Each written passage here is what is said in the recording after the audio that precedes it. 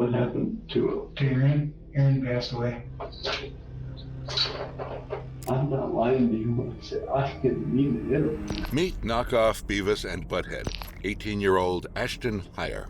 Right now, he has come to the startling realization that murdering his own stepbrother comes with years behind bars.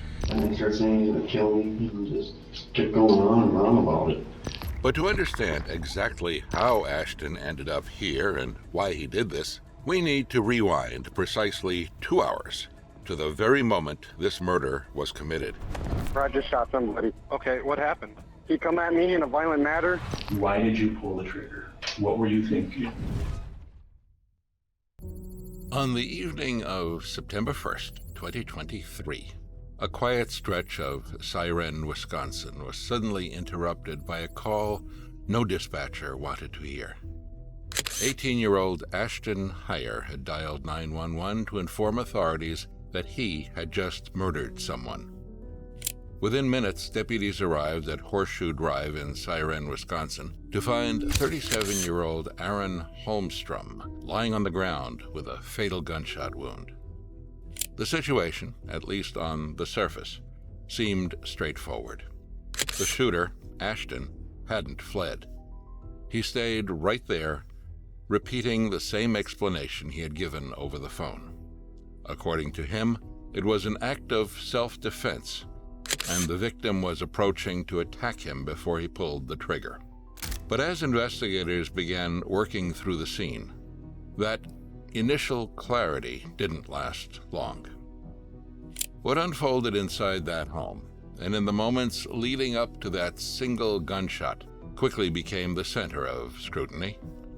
With no independent witnesses and only one version of events to go on.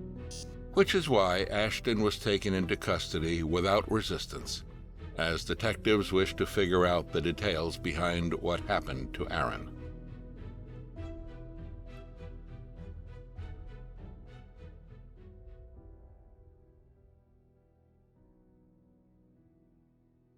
A couple questions about him. Sure.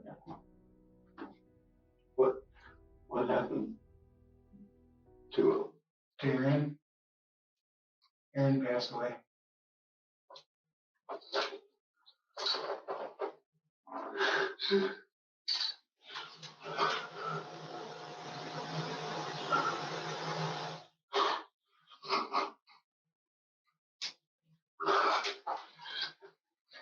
You can take a minute if you need.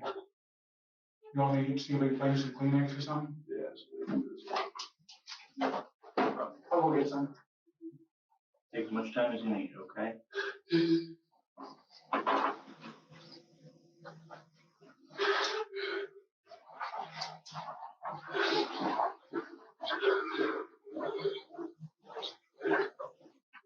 It's supposed to hurt. What's that? I've heard. Can't even cry.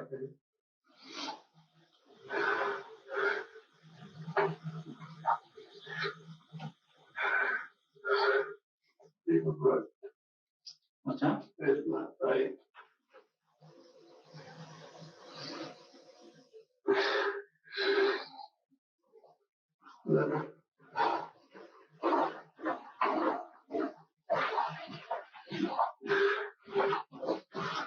Grab some toilet paper.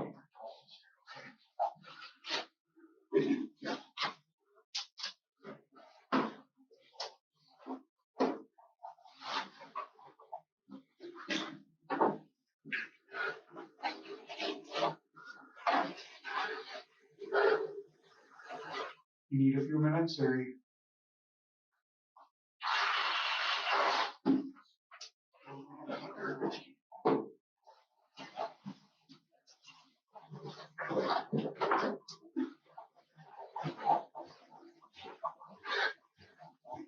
You know, I see the boat. What's that? I see the boat. What's that? Looking at them. Okay.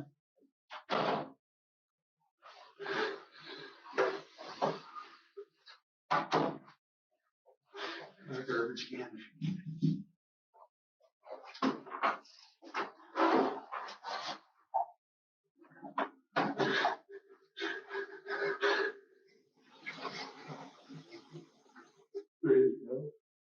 What's that? Well, we'd like to talk to you, as long as you're willing about what happened yesterday, okay, or today. If you could you run through the day for us? We're just trying to figure out what happened, Ashton. We just kind of want a whole picture so we can all understand what happened and why it happened. So.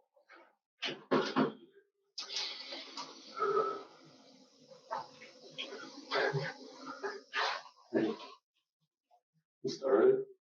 Yeah. So what did you do when you woke up today? Well, I woke up. Your girlfriend got she made breakfast, and then we'll camper up there. Yeah. And then, Mom, we gotta go. You gotta go. She said, "Where are we going?" I said, "Well, we gotta." Can you talk just a little louder for us? I said, "Well, we gotta go do a few things." I said, "I gotta go do a few things. You want to come with?" She said, "Yes." So Ricky is, I think he's on the fire chief board for Denver Fire Department. Okay. It's like one of a family member is.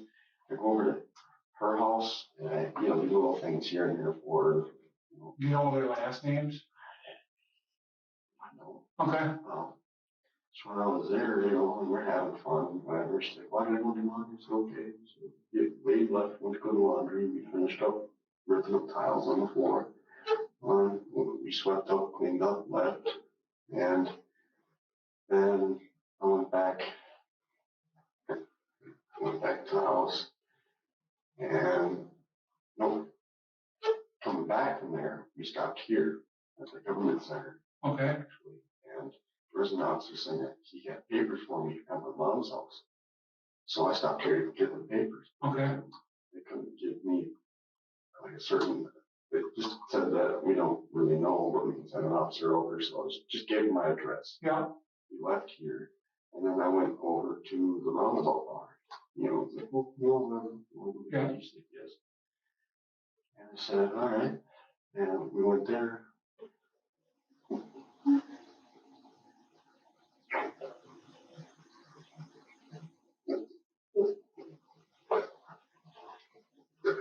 Figured out.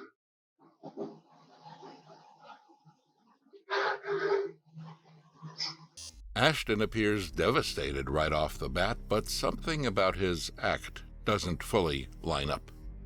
He's trying to make himself look like the victim, but the fact is, it's him who pulled the trigger when there was no need for it. Right now, a self-defense claim with some tears is his best shot at avoiding a conviction.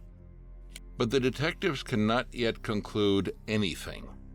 So they start building rapport and let him recall the events that led to the tragedy.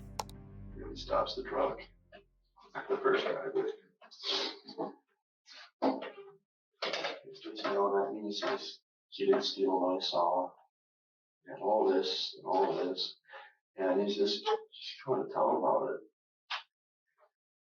And I told him just to leave me, but he told him just to leave me alone. Literally. And pulled up the second driveway trying to avoid him, and went up and backed the truck up in at the house. Kind of where it's sitting right now. Yeah, exactly where it's sitting right now. As soon as I was, shut the truck off, I grabbed my stuff, put stuff on, opened up the door. I shut the door. Stuff Derek went up on the hood of the truck on the driver's side. He starts walking up to me. And he starts yelling at me. He's cussing at me. He's swinging bait at me and threatening me to kill me. And then Tina was yelling at him to stop it. And I don't know what happened, but Aaron had something else in his hand, but it wasn't stick through it. After he did that, he turned around and walked towards Tina at the back. And You know what he threw at you? There's not much else around the place that you can pick up and throw, really, otherwise garbage. And when he threw this item at you, where were you standing? Right by the truck, right where the Dairy Queen is on the truck. Okay. Right there. Right on I guess I didn't notice, was the Dairy Queen on the hood? I believe so. Okay. he was around, there's a tall poplar tree. It was just straight up, and there's another one next to it that was cut down. It's got a notch out. It's got a notch out of the tree from about where he was standing when he threw something at me. And he was turning around to get him with the bat. I was grabbing the 22 out of the truck. I wasn't going to shoot him with it or nothing like that. I was just grabbing it because I don't leave guns laying around in the trucks or vehicles or whatever. And then I was grabbing that, and he started fighting about something. And then his attention drifted back towards me. As he kept, as he turned around, started yelling at me again. I got the gun in my hand, and then You got the what? I got the gun in my hand. It is loaded. It's always loaded. Safety's always on. And the gun ain't just, it doesn't have the crosshair safeties on it either. It's on the bolt action. Okay. And you connect, you have to forcefully remove it. You know, I mean, it's tight fit between the scope and your fingers. So safety's like a little fin that sticks up off the back end of the bolt. Right.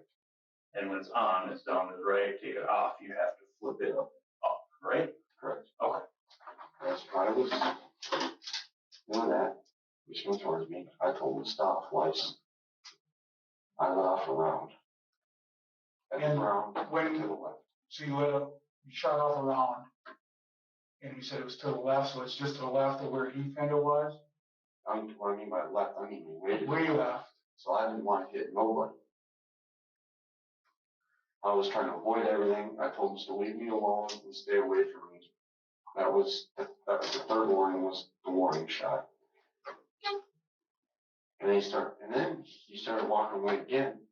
And he turned around and said something about James. Yeah. Yep. He said something about James.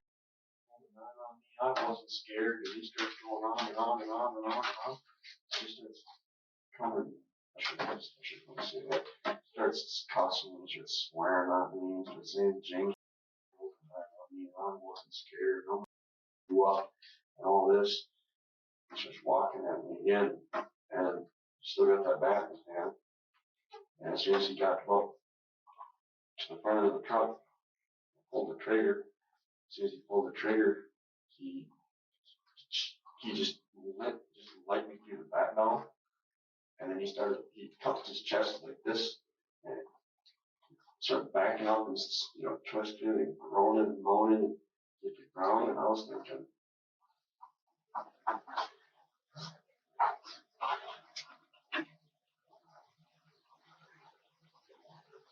what the worst part about it? I go run back into the truck to find my phone. I'm trying to find my phone. Keenan's yelling. Come that little left. Trying to find my phone. Hear him hit the ground. I can hear him breathing.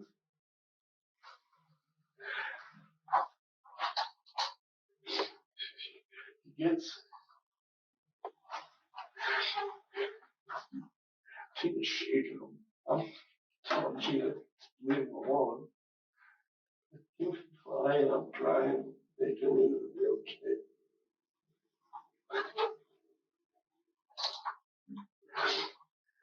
Or the center council. I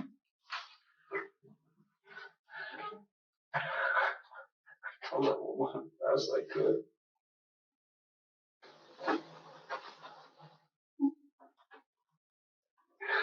She said, lady said he was going to be okay. But he was going to be fine. Make sure he's still breathing.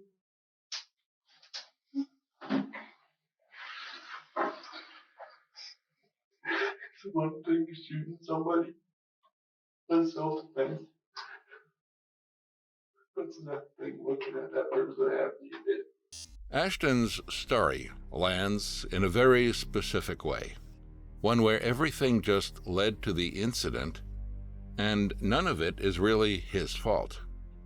He claims that Aaron escalated things out of the blue and tried to attack him with a baseball bat. This subtle portrayal of Aaron as the actual aggressor means only one thing.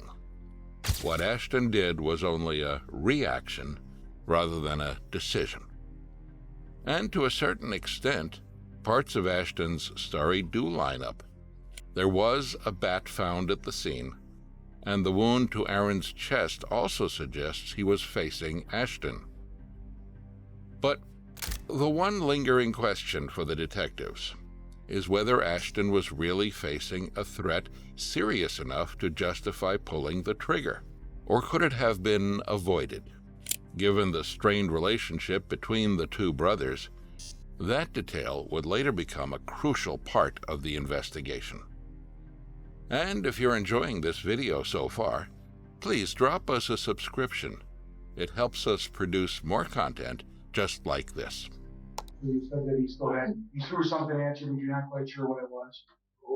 Did it hit the truck or did it hit you? Right over my head. It passed.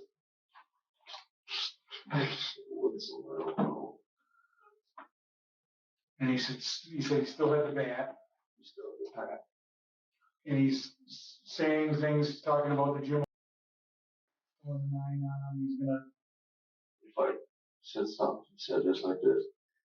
James, I didn't cower down. I didn't flinch, nothing. It's some bullshit like that, and he starts saying he's gonna kill me. I brain just kept going on and on about it. And the closer he got, the more I thought he was serious. And he still had the bat in his hand. Still had the bat in his hand. As he's walking towards you, what's he doing with the bat? Is he doing anything with it? He had it up over his shoulder like he was gonna come at me and hit me with it. And he wasn't walking slow. And I actually thought he was gonna come at me with it. Puke. And as he's coming towards you, you said he went and got the gun. Where were you standing once you grabbed the gun? The door was, so when I left the truck and I put the stuff on the hood, I shut the door. Okay. And after he threw the stick at me and he was walking away, I was grabbing the other stuff because I've already had issues with him with that gun. There's already filed a police report about it, so I kind of take it wherever. It isn't mine. It's my stepdad's. It's one of the properties. And that's the report where it was taken from your camper, but was later found in the house, right? In the house. Okay. No, the gun case and the bullets were found in the house. The gun was underneath the camper. Okay.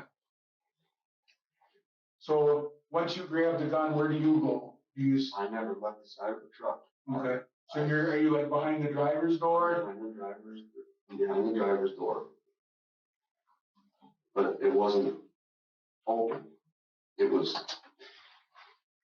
open, but it wasn't All the way open. No, it wasn't all the way. Yeah, it wasn't all the way open. It was like it was shut all the way. So I mean, he was coming towards the front of the truck, off to the right, up to the driver's side of the truck. And as he got about 7 feet away. How far away was it when you fired the warning shot? Well, actually, he's about 12, 13 feet away.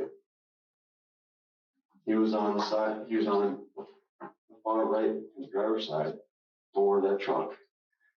He was more towards the right of that big poplar that stands up. It's right on the horseshoe of their driveway. And I fired the warning shot on this side of that tree in the driveway. Because I don't want to hit anybody. And after you fired that warning shot, what did you do? Started coming at me more, saying something about old James.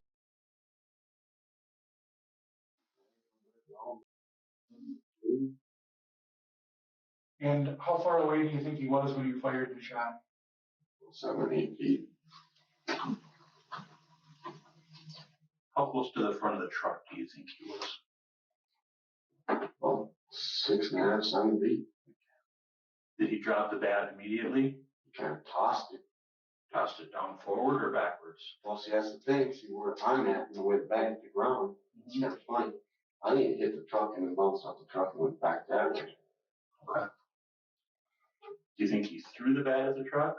I think he was trying to hit me with the bat. And I hit the truck instead, and it bounced off the truck and went back down. So did he throw the bat after you shot or just before you shot? It's right after I shot. Right after you shot. Okay. You know, like I say, I couldn't even see through the scope. I mean, it's dark. I couldn't see through the scope.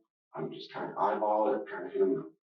I wasn't even trying to aim at him. I wasn't even aiming at him. I just kind of Right now, Ashton thinks he's successfully selling his self-defense narrative. But the physical evidence from the scene paints a different picture. Contrary to his claim about firing a warning round before the final fatal shot, the detectives only recovered one shell casing at the scene and no bullet impact anywhere else, meaning it was a single, deliberate shot that hit Aaron. And even as Ashton describes the situation as instantaneous and panicky, there's no clear sign that he tried to step away or de-escalate before pulling the trigger. So while his story stays consistent, the question remains about not what happened, but whether it had to happen that way at all. And that's exactly what pushes the detectives to get into the dynamics between Ashton and Aaron. What's your and Aaron's relationship? You brothers, step brothers, or you brothers, step brothers? How long have you two had a relationship that you've like known each other truly? he's always been in and out of prison, and he's always gone, and he's always doing this and doing that. We never really had a relationship. Okay. We always had an equal understanding, I guess. Okay. How long of you guys would you say have been stepbrothers? I never really considered my brother because he was always trying to hurt me. Has he ever hurt you before? Yeah. What has he done to you before? He just hit me, just throw me down the stairs. He intimidated me, just grabbed me by the throat. When did this stuff happen? A while ago. When you say a while, are we talking like 5 years? A couple of years ago. A couple of years ago? I mean, I spent 2022, April 2022 to April 2023 in the facility. And then it was before that.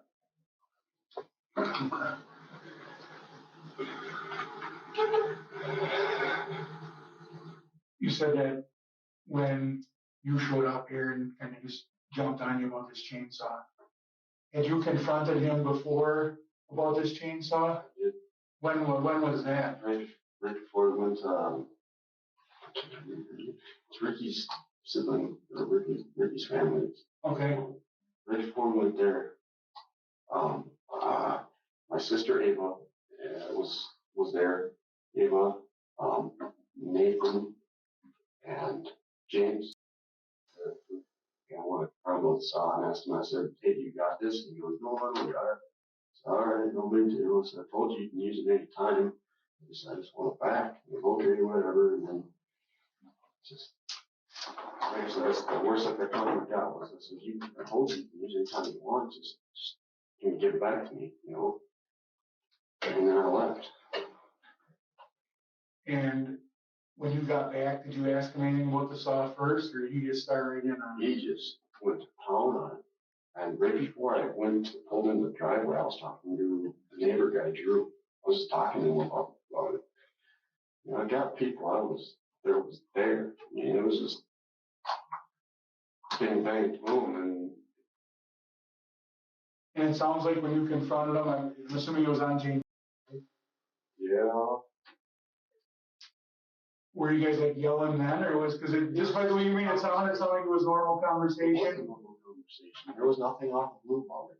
He didn't seem mad about it. You didn't do him. Did you give him any inclination that you were mad about it? Nope. I just said, "Man," I said, "Look." And then he had another chainsaw, and we were talking about that. And I was trying to help him figure that thing out too. I mean, it wasn't like I went there all ballistic and went nuts about it. I mean, it's just a chainsaw. Nothing.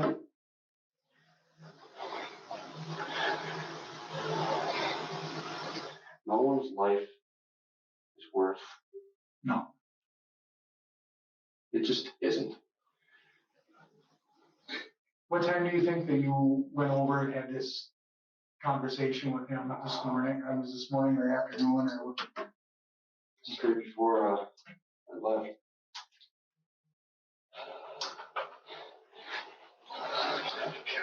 Is this normal?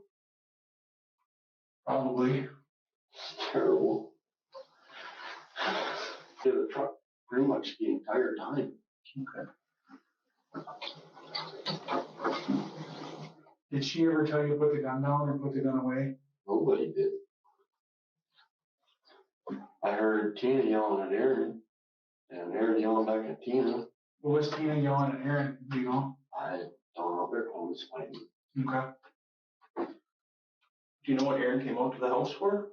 I know. Because he's not living there, correct? Correct. He shows up, he raised Dad's fridge, he put a hatchet in Dad's refrigerator, he's knocked out windows, he's just violent. This is the point where Ashton's subtle sympathy with Aaron turns into resentment as he recalls past incidents with him. The stepbrothers have had their fair share of conflicts and altercations, but none of it can be used as a justification for murder. Ashton, on the other hand, knows that portraying Aaron as the aggressor strengthens his self-defense claim, and the more dangerous he makes him sound, the more that single shot begins to feel justified. So he fired, is it correct, 2 shots? 2 shots. Gave out 4 warnings. Verbal warnings. What did you say when you warned him? I said, first time, I said, stay away from me. Don't come near me and leave me alone. And then the second time, I said, stay away from me. I'll shoot you. And he said, you ain't got the ball. So I let off a warning shot. It was the third warning. I said, told you to stay away from me. And then he turned around and went right back to me. And then they had to flicker back and forth, maybe 30 seconds. And they start, and as I'm getting my stuff ready to go back up in the house, he starts coming at me again.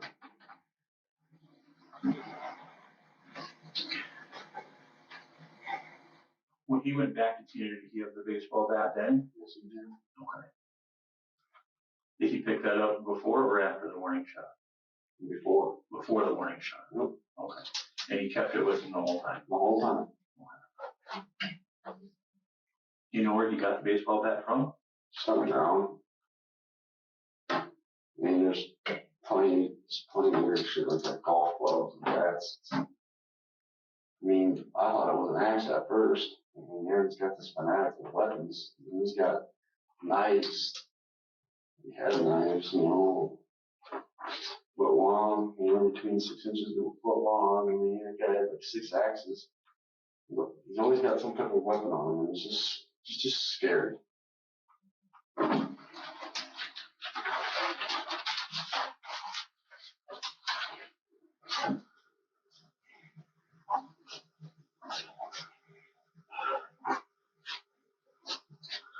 And he said you always have the gun loaded. Correct. Okay. When the gun, before you took it out of the cab of the truck, was there already a round in the chamber, or was just a magazine in it, or did you have to physically put it around in the chamber? I physically put the magazine in the chamber. Okay. So when you got to the house, there was no magazine in the gun? There was no magazine or rounds in the gun. Okay. Where was the magazine at in the truck? Right in the center console. Okay. And there were 22 shells on the dash. Okay. Did you have to put shells into the magazine? No, I did not. I keep shells and magazine in the truck along with 22. Okay. I never keep both hand in hand.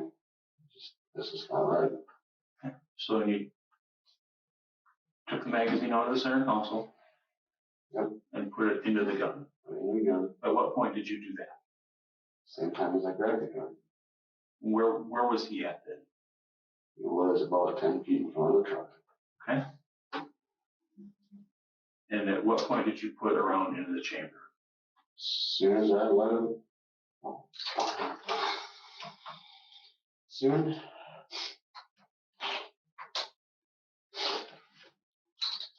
You're fine.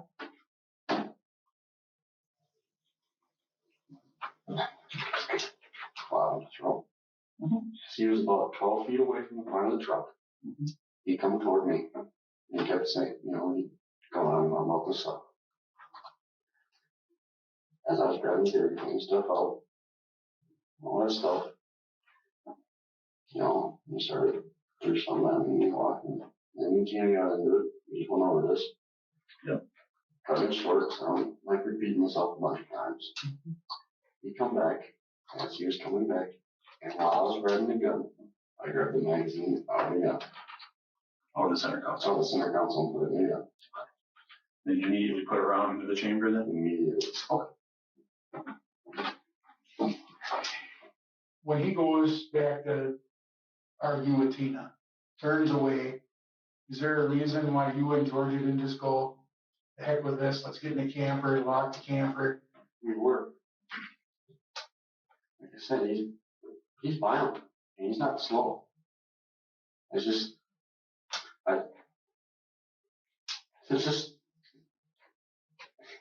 anytime, give him a moment, he could have hurt us. Well, even lying before he even grabbed that gun.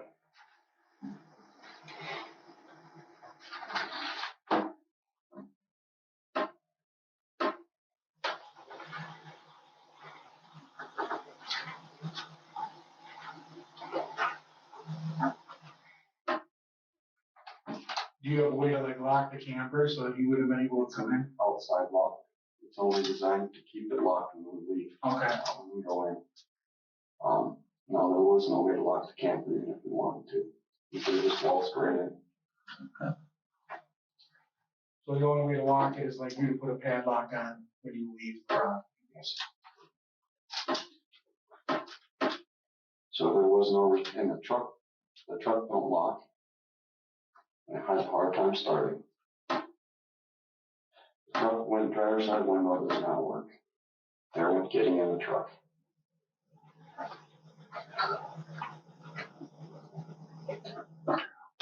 Who was all at the house when this took place? It was me, Georgia, Tina, and a guy in a white car. Do you know who the guy was? They left before anything happened. I don't know who it was. Okay. You know what kind of car it was? I know some type of Dodge. No. It wasn't a truck, it wasn't a car. Okay. It was kind of like your siren. Like a Durango type or like a SUV type thing? Kind of like that, but it was just an old 97 Durango.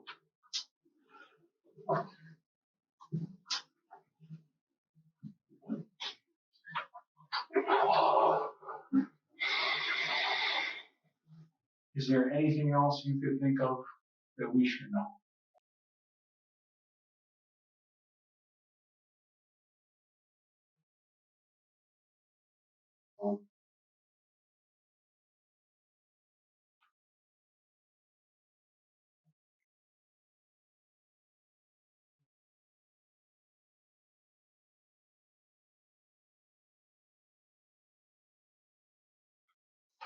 I don't know if it matters.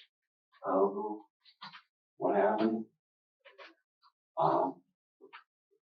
I called dispatch. I tried getting someone there. It was positive. Tina was over there. She was, just crying over and stuff. And went to the dispatch, told me that I checked on her, see if she's breathing. I tried to tell her, no, I can't do it. Yeah. How did you move here? I don't know. As soon as I couldn't look. Even if we go along with Ashton's version for a moment, that Aaron was violent with a troubled relationship with his wife, it still can never justify putting a bullet in his chest. Because sitting just outside his story is another key detail Ashton never really addresses. He wasn't even supposed to have the rifle to begin with. A prior felony already barred him from doing so, which means the responsibility of the incident fell on him the moment he picked up a weapon he legally shouldn't have had. The detectives are aware of that, So they stop playing in circles and finally get to the point. Just to clarify something, okay, and I'm gonna have to ask this bluntly because there's no other way to ask this. Why did you pull the trigger? What were you thinking? I mean, I'm not saying you did anything wrong, but what was going through your mind? Were you afraid something was gonna happen to you? The threats that he was making, and the verbal aggression, and the verbal and physical aggression coming from him, Mm-hmm. there's no doubt in my mind. You know, Okay. he's done it before. I don't see him not doing it again. Okay. Is it safe to say you're afraid of Aaron and what he may do to you? I wouldn't say I was afraid, but at the same time, I wasn't exactly not. I was in that medium where it was, I know what he can do to me.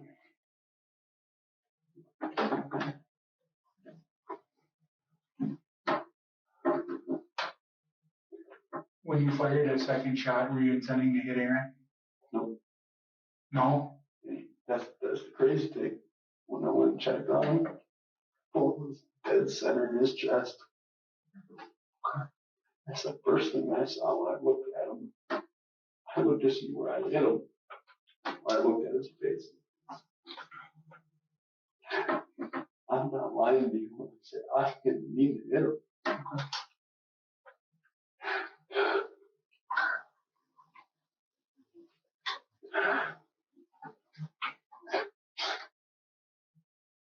Because Dina was off towards the porch of the house.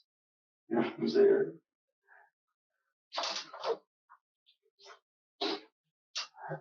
Pulled that second shot.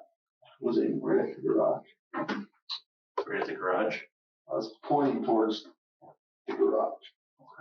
And like I said, I couldn't see nothing through the scope. I was just pointing. It wasn't even Kind of pointing in his direction.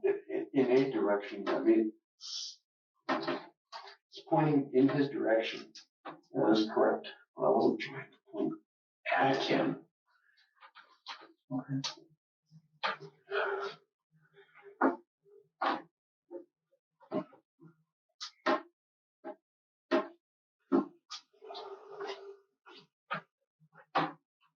You had said Christina at one point there. Are you still talking about Tina?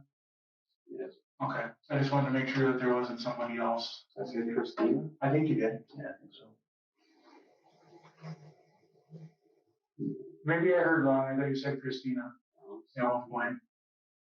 Okay. Tina was up towards the deck. Towards the deck on Mark's place? Yep. Okay. How do you take it? Does he know? I don't know that he knows. Mark wasn't there as far as we know, right? I mean, we were told he wasn't there. Others keep me down.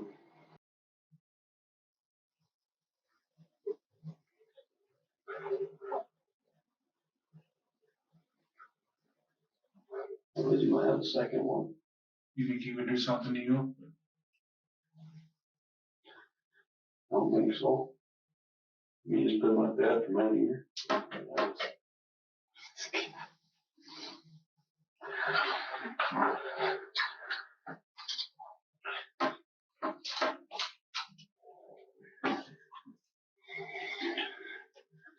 After you fired the second round, did you eject that casing or is that casing still inside the gun? Casey, he's still inside the room. Okay. And did you put the gun back inside the truck? Yes, I did. Okay. And as I put the gun back inside the truck, me and Georgia were trying to find my phone. The second after that, put that gun down. I was trying to find that phone.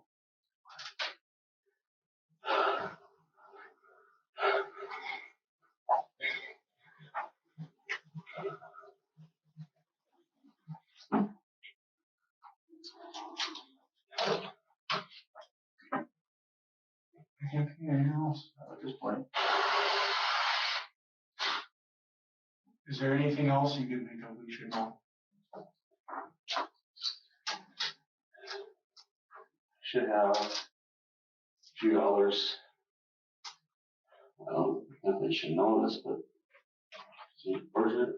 That's all the money we got between the two of us. Someone get that to him? Where is it at? Is it in the truck or is it Upstairs, right? all upstairs? Well, Or should I? she was going to your mom's. My mom's? What you could do is, either we can try and figure out a way to get it to her, She come here and get it? or she could come here and get it. Yeah. Are you on probation right now? I'm supervisor. Oh, Okay. there goes that.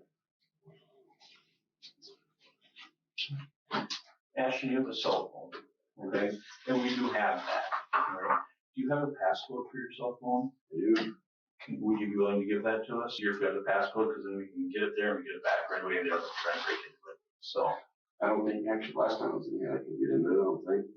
Anyway, they never asked me either, they never asked me for my phone. Right. This just makes it go a lot faster and you can get it back for you, so. I will give, I think I gave my last one out. Do you have any questions for us? They took mine's upstairs. We'll get them, we'll send the card out for you. What's my situation gonna be?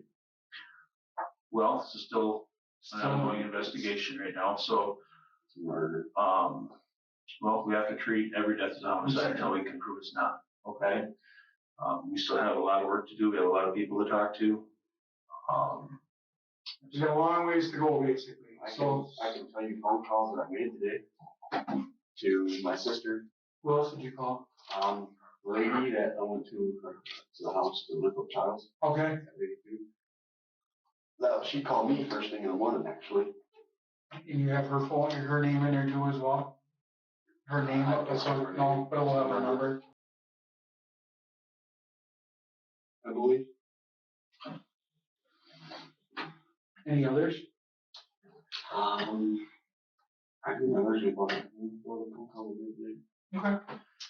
After the incident happened, when you called in, when did you call anybody else afterwards? No, I was on the phone with dispatch the whole time. Okay.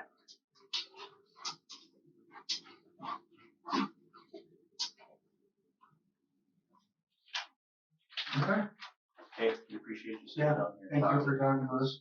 I ain't gonna let my high.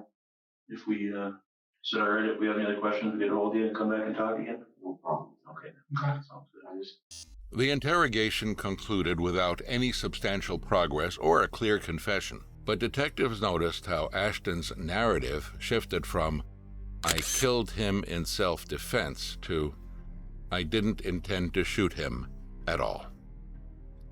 After the interrogation, the case moved forward on the few things that weren't in dispute. Ashton pulled the trigger. Aaron Holmstrom died from a close-range gunshot to the chest, and Ashton admitted it from the very first 911 call. But what authorities couldn't fully settle was the why. With no witnesses and a self-defense claim that was neither completely contradicted by the evidence nor fully supported, prosecutors were left figuring out whether Ashton used justified force or if he was simply being reckless. Instead of taking the risk of a trial where intent would be hard to prove either way, Ashton accepted a deal, pleading no contest to negligent homicide and illegal possession of a firearm. The original homicide charge was dropped, and he was reportedly sentenced to a total of 17 years in prison, followed by extended supervision. Our thoughts and prayers remain with Aaron Holmstrom's loved ones, particularly his wife Tina, who deserved a happily ever after with her husband.